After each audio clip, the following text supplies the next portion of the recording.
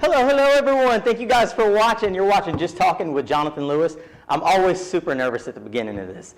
I don't know why. It's funny because I'm in such a comfortable place, and I'll probably say that a lot too. Thank you guys for watching Just Talking today. I am here. I've got a great show. Got a lot of things we're going to be talking about today. There's been a lot going on. But first and foremost, there's nobody to introduce today other than myself and my guest, who I will introduce to you in just a second. Let me go ahead and get him on the screen. Got Mr. Daniel Pae. He is the House Representative, right? Of C62? Is that the right correct. term? The right title? Yes. Mr. Daniel? Yeah? Yes. Can you hear me, Johnson? Oh, yep, I got you. There we go. This is working much better this time than we were doing it a minute ago. So how are you? How are things going? Well, it's hard to believe it's already almost June at this point. We were back at the Capitol early in the month for 2 weeks trying to take care of business that normally takes 2 months. So it's a little hectic, but we got a lot of good stuff done for the state of Oklahoma. That's what's up. I bet you're excited, though, to be able to get back to being actually there instead of, having to do things remotely. Yeah, the month of April, it was full of lots of Zoom meetings just like this. And Trey, John, and I, we tried to do Facebook Lives during that time. But it was nice to be, back at the Capitol and get things done for the people here in Lawton. That's cool. So before we get too far in, for anybody who may not know what it is that you do, why don't you give us a quick breakdown of the job functions that you have? Yeah, absolutely. So I'm a state representative, and in Oklahoma there are 101 state representatives. So I represent people who live in West and South Lawton, and I'm on a 2-year term. I'm up for re-election this year. But Oklahoma is unique in that we have. We're kind of losing you a little bit there. Do you mind repeating that? The number one thing with constitutional. Yes. So we're a part-time legislature, and that means we only meet 4 months out of the entire year at the state capitol. Other than that, we're back home in our districts, meeting with constituents. So it's a lot of fun as far as governing and the policy-making process itself. And wanting to get involved because it's never too early. If you feel passionate about your community and want to help out, there are lots of good opportunities out there, including public office. So if somebody wants or say somebody comes up with an idea that they think should be a law, they should find their representative, right? And then you guys will help them along the path to make that take place? Absolutely. And, normally we have 4 months. This year we had maybe about 2.5 altogether. So it was a little bit different. But it's a very difficult process to get a bill into a law. And intentionally so, because you don't want a bad idea to be easily turned into a law. You want to make sure there's time for discussion and debate. So if, to kind of get current with things, how are things different, or how are we seeing things change in terms of laws that are coming to the floor, coming to you guys, and then I guess going to the floor from there, right? How are we seeing laws changing in terms of their ideas and things like that you guys are noticing with the whole COVID thing, and how it's altering the way we live? Yeah, so normally we have maybe 300, 400 bills sent to the governor's desk. This year, there are only about 150 bills that were sent to the governor's desk, so it's a lot less than what it typically is. And we can definitely get into some more details about some of the highlights. But most of those bills are passed in the final 2 weeks of session. And so there's a lot of long days and nights working and reading bills. It was hard to keep up with at some points, but we all did our best. Well, that's all we can do, especially in the circumstances. If you guys are losing time being able to be there, the fact that you're able to get as much done as you are is probably pretty impressive if you're talking about at least half of that time is lost, right? I imagine. Yeah, and I think the budget is a prime example of that. We were anticipating perhaps maybe double-digit cuts, upwards of 70% across the board. Uh, but thanks to the budget staff at the Capitol, they're able to minimize budget cuts to about 4% across state agencies. And education in particular was only cut about 2.5%. And then keep in mind, we're expecting money from the federal government. We have about $1.2 billion from the CARES Act, and that's going to help alleviate some of the damage or any negative effects of the budget cut. So even though we had to make cuts this year, we're mindful that we had some help from the federal level to help get us through this next fiscal year. Now, I know, like New York, Governor Cuomo the other day was saying on television that they're $9 billion short for next year's budget. And I'm like, wow, that's an insane amount of money to be behind or to be short on. How bad have we been hit? We had a $1.4 billion deficit. So that is actually the largest in our state's history. Certainly not $9 billion like New York. We are expecting a difficult, if not more difficult situation next fiscal year. And that's definitely the same for our cities. I know for our cities, they're making some tough decisions right now. There are no easy options in this scenario. If someone thinks that there's some easy, clear-cut answer, I'm kind of losing your video there. It's kind of getting a little bit choppy. We've all been struggling, to be honest, to try to come up with the best possible. I'm kind of losing you again there. If for some reason the video gets too bad, if you want to switch to audio, then that way I can still hear what you're saying. We can do that, and then maybe switch back and see if it works. It's up to you on that one. The segment, like I said, is only about 15 minutes long or so. So it's, we'll try to keep making it work. I think it's doing all right. You guys let me know in the comments what y'all are seeing. By the way, just so everybody knows, because I didn't tell them, I'm working the entire show by myself today, right? Oh, I did mention that, I think. So if you see any technical errors, just whatever, you know what I mean? Just cut me some slack, all right? So as far as changes that we're seeing take place today, because a lot of things are changing from COVID to now this whole thing, like what's going on in Minneapolis.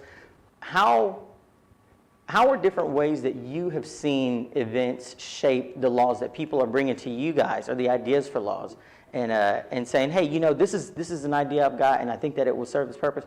How are you seeing other people's dynamic of thinking shift in terms of what they're bringing to you? Yeah, well, I think in the past couple of years, education has been at the forefront of Oklahoma policy, and now healthcare has become the dominant issue. Mm-hmm. And specifically with the pandemic, mental health has been a very important issue because we've seen an increase in suicides, cases of depression, domestic abuse and violence. And so I'm really happy that John Montgomery, our state senator, was able to pass some legislation to ensure that for health insurance coverage, anything that deals with mental health has to be covered the same as physical health, on par with the federal rates. So that was a really good piece of legislation that we did pass. So I would say there's been a heavier emphasis on mental health this year, and I think going into next year, we're going to see a lot more bills focusing on that area. So aside from like budget issues and things like that, what should we expect as citizens? Like what kind of things are you seeing go to the floor that we should be preparing for, like changes? I think the biggest one that's going to affect many Oklahomans is we actually passed a cost of living adjustment, a COLA, for the very first time in over 12 years. And this directly affects our retired state employees. Those who are retired teachers, police officers, firefighters, They have, for a long time now, been struggling to pay for insurance and keeping up with the cost of inflation. I'm really happy to be co-sponsor on that bill, and that the governor was able to sign it into law, and that'll take effect July 1st. I think that's a big impact, a big positive impact on a lot of folks, and especially right here in Lawton. That's cool. So what would you say if, or what would you tell people, like, as far as coming to you with ideas? Should they feel comfortable, like, being like, hey, I came up with 100 awesome ideas, I think, and here's the best 20, or like, how would you say somebody should approach the idea of bringing something to you? Because, and the reason I'm asking that is because, there are so many things taking place right now that are changing. A lot of people are changing the way they think, and they want to be more proactive to things. So I think that we'll see a large increase in people's activity in politics.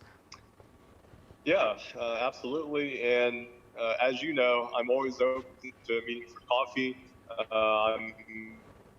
I'm trying to be very accessible during the past 2 years. And even if you want to message me on Facebook, that's what you feel comfortable with, or email or phone call.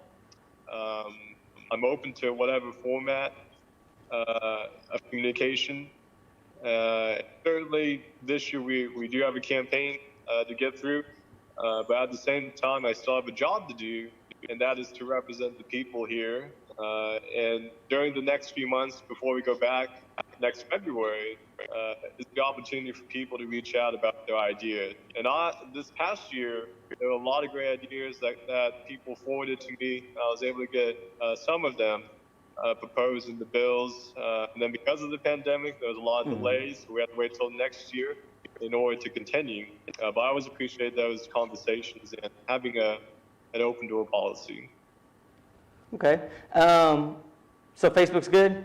Everybody can hit you up on Facebook? Do you have like a specific page or anything like that, or just search your name, Daniel Pae?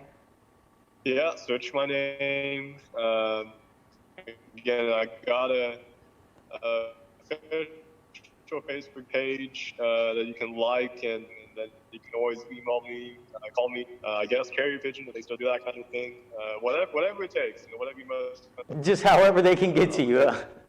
That's cool. And yeah. you said the vote's coming back up to re-elect you again for your position. Mm-hmm. When is that?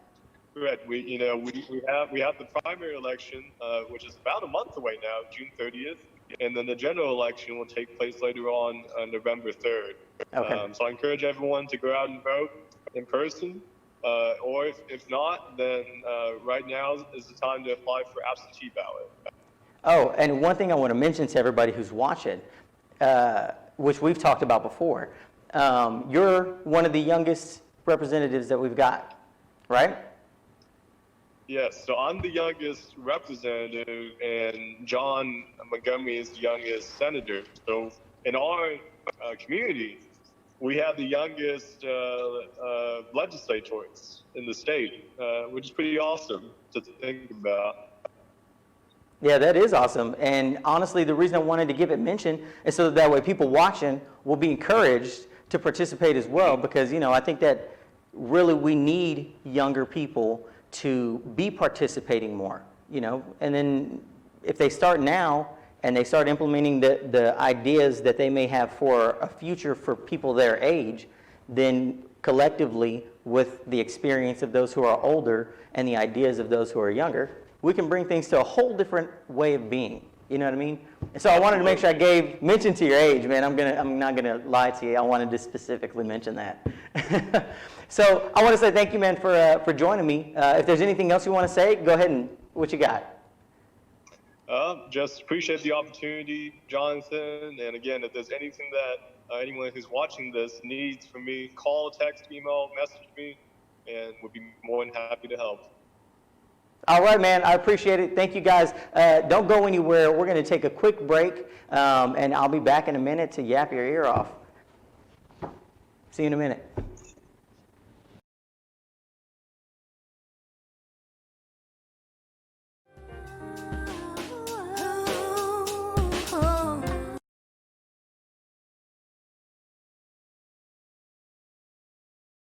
To get finished. finished, and life isn't slowing down anytime soon. This, that, and the other is prepared and experienced to get you to having things Joe done. Powell with Solutions Auto Group right here at the new location in Duncan, Oklahoma. I was fortunate enough to hire Thomas Lewis and his staff. They're TT&T. I hired them for 3 or 4 weeks. They did a lot of renovation work here at the new location. They did a lot of cleaning. They did a lot of painting. They showed up on time every day, and they went to work. Could not have been any more pleased. Call This, That, and the Other, renovation, small construction, and more today.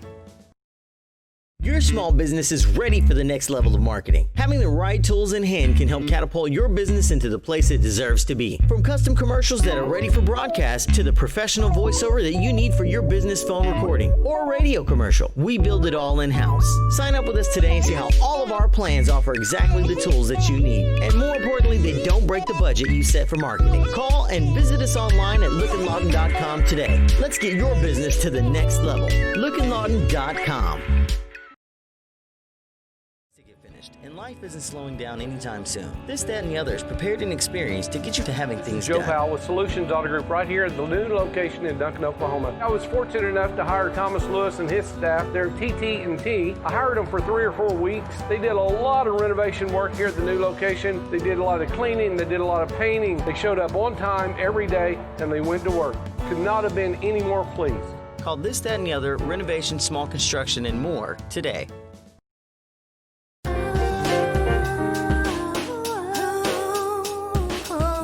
We cover all of the details. Wax, wash, and shine, your vehicle is guaranteed to come out shining. Let us pay attention to the detail. We're here to vacuum, wash, and deodorize your vehicle on a professional level. Don't leave it to the other guys to miss things. We see them all. Do you have a fleet of vehicles? We're equipped to take on all the vehicles your business has too. Keep your business vehicles looking the best they can. Stop by today and schedule with us or message us on Facebook. Full Throttle Detail, located at 1601 Northwest Sheridan Road in Lawton. For our baby into Just for Canines and Kitty too. We have all of the best items for your cat, dog, pup, or kitten in stock. From pet beds to toys, we have everything you can think of. We carry the best selection of pet hygiene products and a huge selection of cat and dog foods. Spoil your pet by letting us give them the full treatment from massage to complete bath and grooming. We also offer our mobile grooming services. Be sure to stop in today or give us a call. Just for Canines and Kitty too. Your pet's favorite place to go.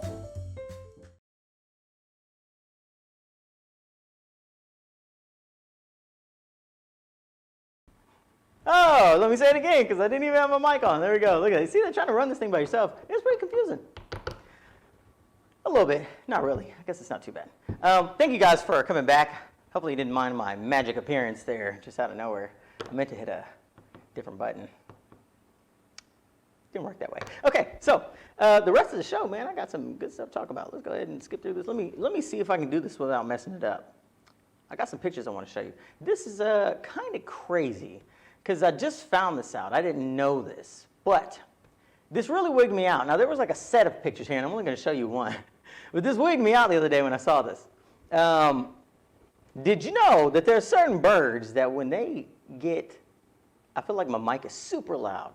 Let me lower it a little bit here. See if maybe that might help a little bit. Because I feel like it's blasting your ears. And if it's not, then, you know, it is what it is. So did you know that there's certain birds, like big birds, that will, like, basically, like, flip their throat inside out, bro? It's so weird. Look, I got to show you this, man. I had to show you guys this. I had to. I couldn't see this by myself. It wigged me out at first. I'm still looking at it now, and I'm like, what in the world? What is this? Look at this. Do you see this?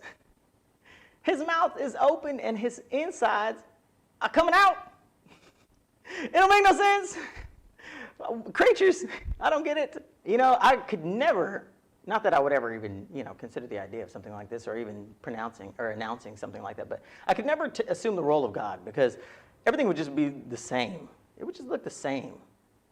And I really, because, you know, I got an imagination, but like, shit like that, I just couldn't come up with. I just couldn't do it. Yeah, couldn't do it. Let's see what this other picture is I got here. I got another something that I was going to talk about. And, oh, yeah, okay, so, well, okay, so everybody knows what's going on with George Floyd and the police officers that killed him and all that. So before I get, well, man, see, I want to spend the rest of the time talking about that. But then there's these other things to talk about too. They're not as important, but they're worth giving mention. Waka Flocka, y'all probably like, how's that important enough to interrupt that?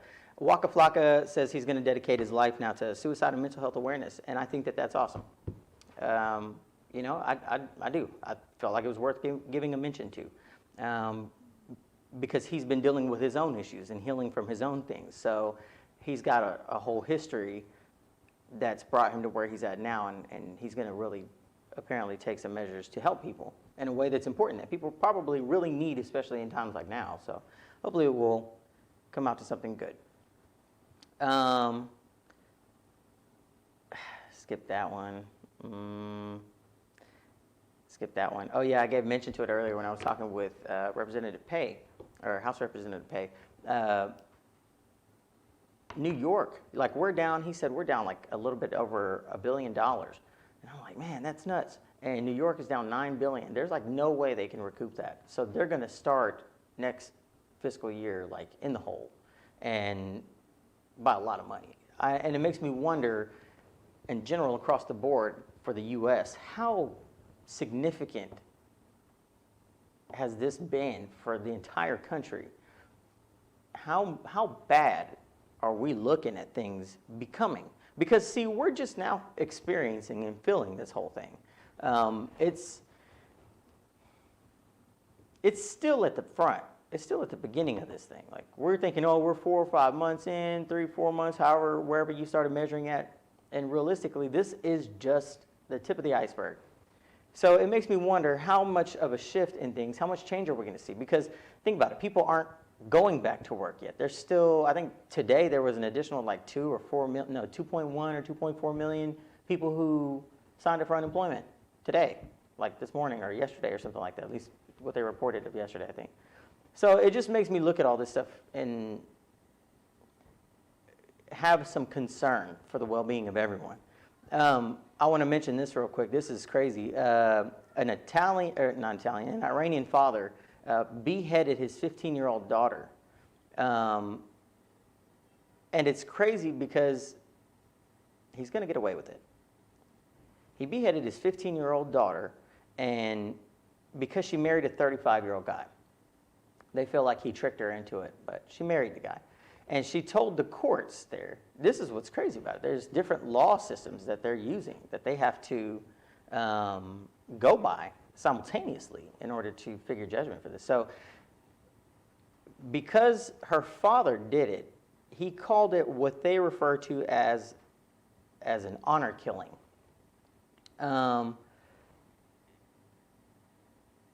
Now, legally, according to Iranian law, she's allowed to marry somebody at the age of 13. She can marry somebody if she wants to. She was 15. Islamic law says that she has to be returned home. So they returned her back to the father, and when they were talking about returning her, she said that she was going to be in danger if she went back. And sure enough, she was. So they returned her even though she legally was allowed to marry this guy. And when she was asleep, he went in with a scythe, and he cut her head off. Then he turned himself in while carrying the weapon. He brought it with him, told them it was an honor killing. And Sharia law says that only blood members of the family, that means his wife or somebody else, can actually file charges on him, can actually say that they want him arrested for it. And they say that 20% of the killings around there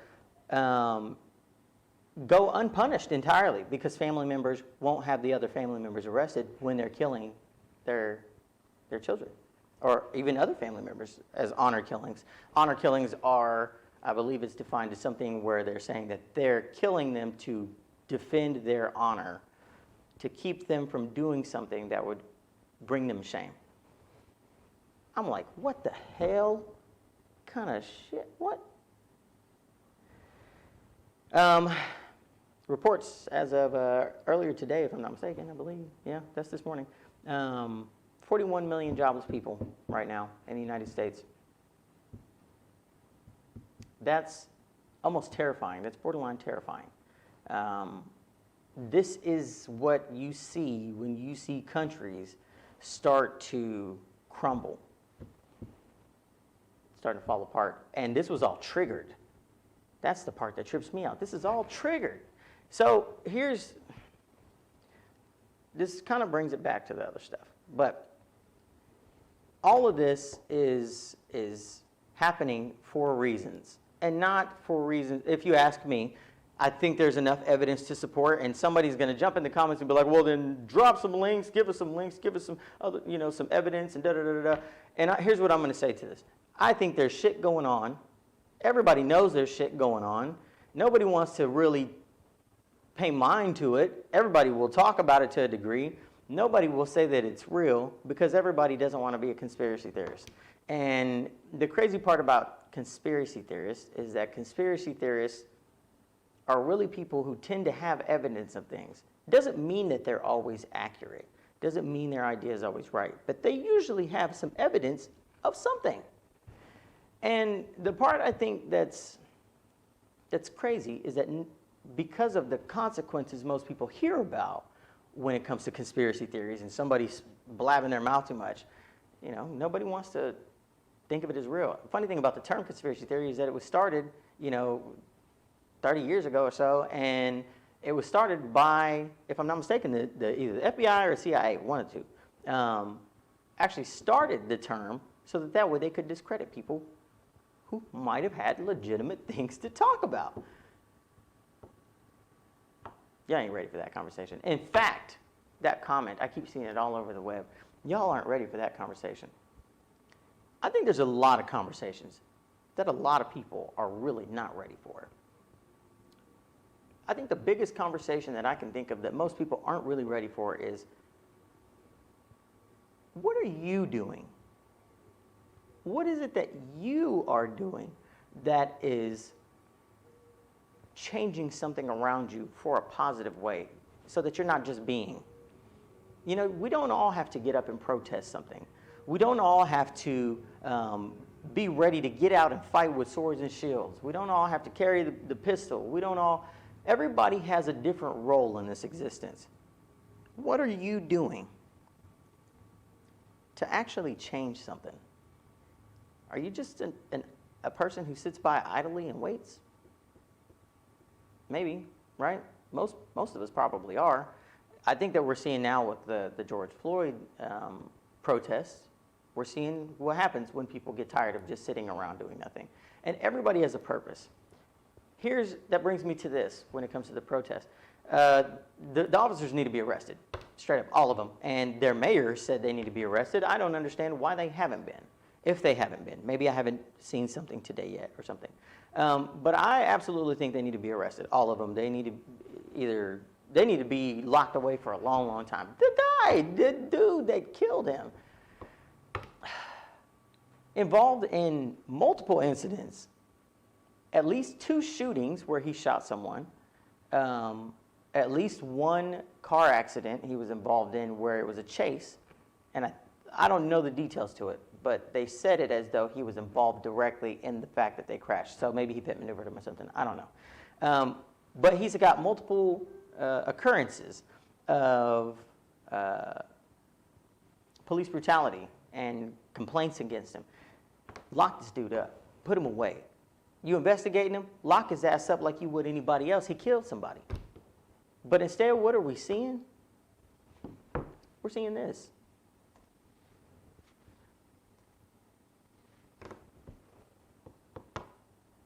That shit's nuts. The protesters went to his house. Supposedly, this picture is all of the officers in front of his house guarding and protecting it. The guy killed somebody. And we have armored personnel protecting him. As if he's like the lord of the land or something. He murdered somebody. Now, I'm not sure where this photo came from. I found this earlier today. And it was from somebody who said that they were at the protest, but it was like one of those shares of a share of a share. So you research this and tell me if this is true. Because looking at it, it wouldn't surprise me if that's really what's going on over there.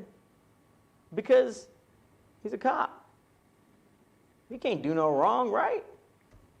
Nah, he can't do any wrong. That's just asinine, the idea of a cop, you know, killing somebody wrongly. That shit's nuts to me. There's probably 100 people there. That look like 100 damn people to me. You know, let's see, 1, 2, 3, 4, 5, 10, 15, 20, 25, 30. That's easily 100 officers. Or more, probably. That shit is crazy.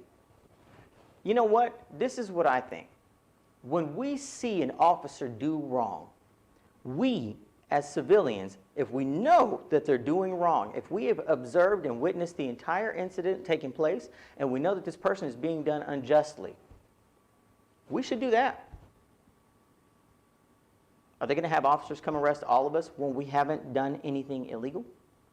When we're protecting someone who we know is allowed legally to protect themselves from an officer doing wrong, but they're not capable of proving it once the second officer shows up and before the incident ends.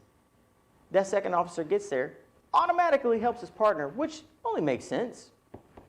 But he don't ask any questions. He doesn't ask this guy, hey man, what the hell's going on here? He just jumps straight to whooping your ass.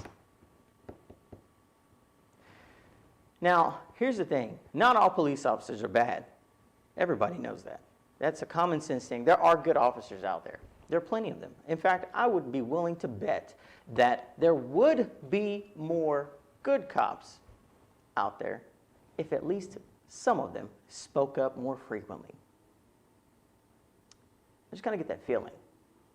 I get that feeling that if a few of you start saying something, like the guy who got fired, we saw that video with that guy, he said, as police officers, you know, we're over here trampling people's rights and we need to stop doing that because it's going to backfire on us. And look what's happening. They fired that guy for putting that video up and saying those things. They fired him because he was in support of people having their rights. And he's an officer of the law, and they fired him for that. Think about what that says about our system. Here's the thing.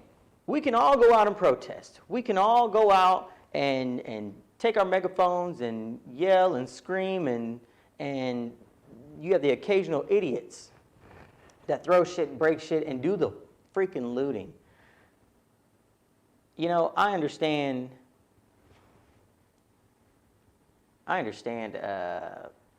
doing shit like protesting. And I understand causing hell and chaos and all that. Because sometimes you got to do shit like that for people to really pay attention and take it serious. And I think that in all occurrences, we probably see something like that when you look at governments and, you know, civilizations. The biggest changes always came with the biggest riots. But they also were coming like that because of the fact that nobody was listening to the regular talking. Nobody was trying to change anything. It was just about, nope, we'll change it if we want to. We'll change it if we want to. We'll change it how we want to. I'm going to try to show this video. Maybe it'll go on. This is a video, a short clip of part of what was going on last night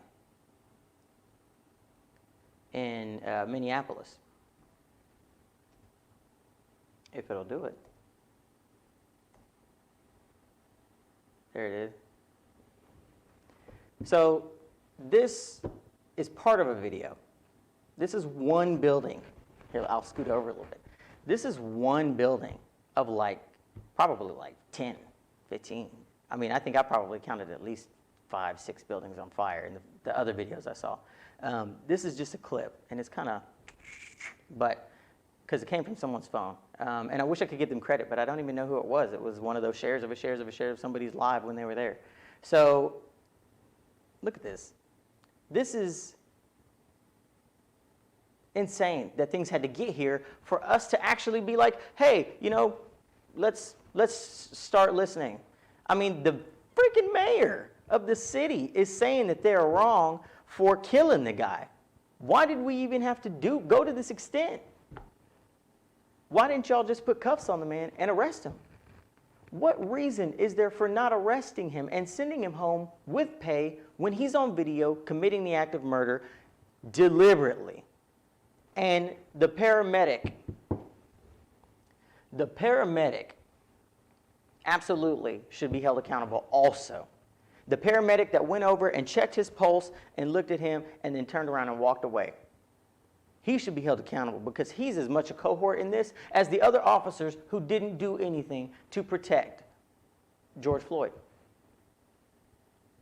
The man was in cuffs, and you know what that video didn't show? It only showed those two officers. There were two other officers who also had him pinned down with knees on him on the other side of the vehicle. There was 4 officers altogether. Then the paramedics get there, they check his pulse, and he's been dead for like 2-3 minutes. I think it was like 8 minutes, almost 9 minutes, that his neck was pinned down by a knee.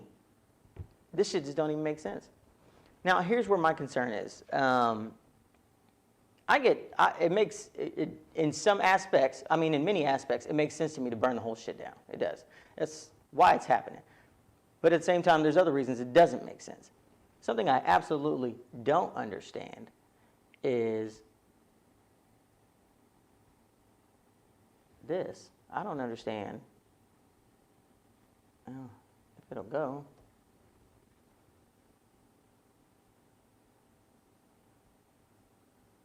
See if it'll play it. I don't understand this shit. Come on, man. We should be better than this. Now, there was a lot more than just this guy. A lot more. Look at him. He's even got shame. Because when he sees the camera, he looks down and away. You can see he's ashamed of himself. So why are you doing it? Realistically, you going to try to sell that shit online or something? You ain't even probably going to use it. Maybe. Who knows? But my point is, this is about something so much bigger. Why are we taking steps back in the middle of a step forward? It doesn't make any sense. You know, when I talk about there being conversations people aren't ready for, it's really one conversation people aren't ready for. And this is for everybody. Everybody. When you look at yourself for real in the mirror, what do you see? What would you change? Would you? Would you really care? Would you really look at yourself? Now, when we look at all of us together in the mirror, what do we see? Do we see something we're proud of? Nobody I know says, man, I love the fact that we're humans. We got it good. This is so great. I love it. We are such awesome things. The only time we're awesome is when we're all doing something that we've benefited from. Aside from that, we're not really awesome. We're about as awesome as this tripod sitting over here off on the side of the camera. It's awesome. It's great. It's awesome. I love it. I use that tripod a lot. In fact, I probably used it more than all of my other tripods. But in the end, I use it when I need it. Yeah. We're like tripods because we're awesome when we're usable, and when we're not, we're just really there, or we're really just messing some shit up. That's what it seems like. Let me get this guy off my screen here.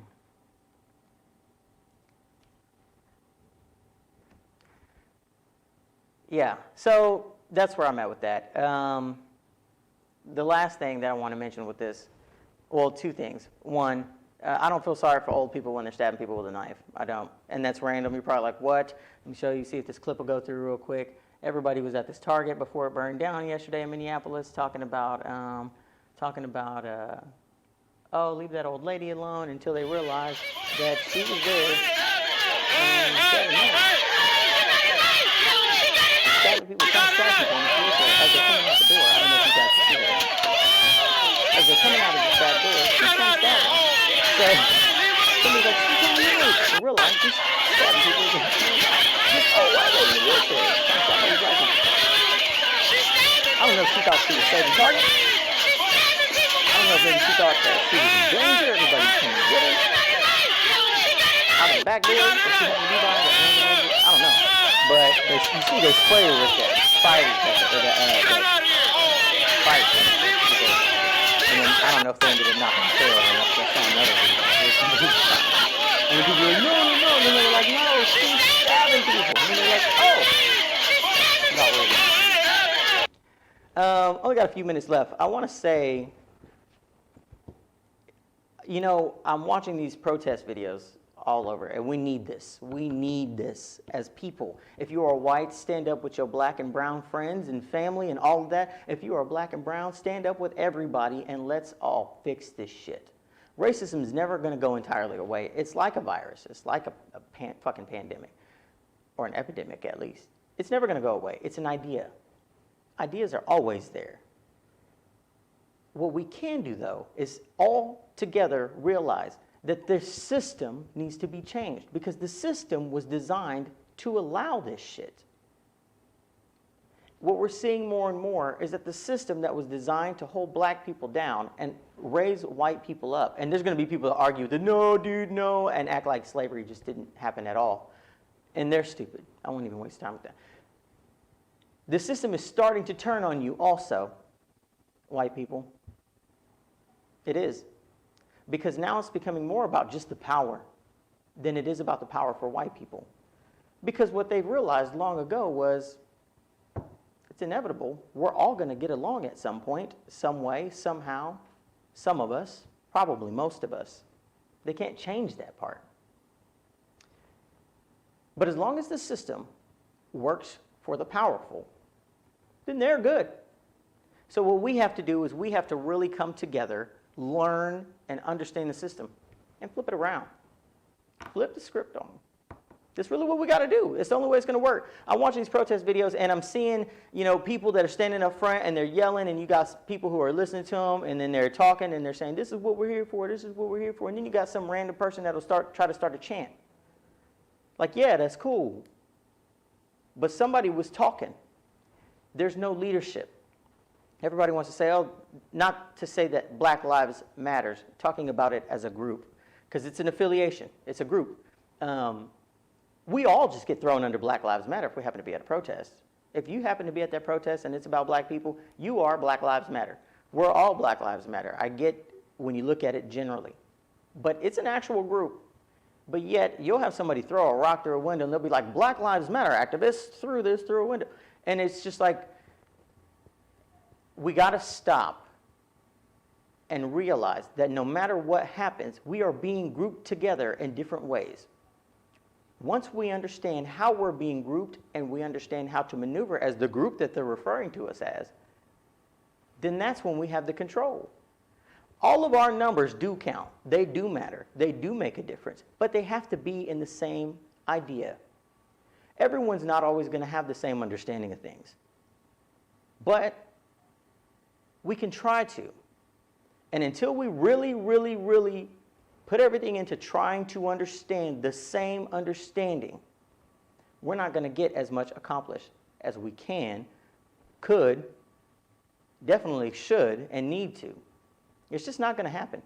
I'm sitting here yapping my mouth off, and it's 7 o'clock. So thank you guys for watching.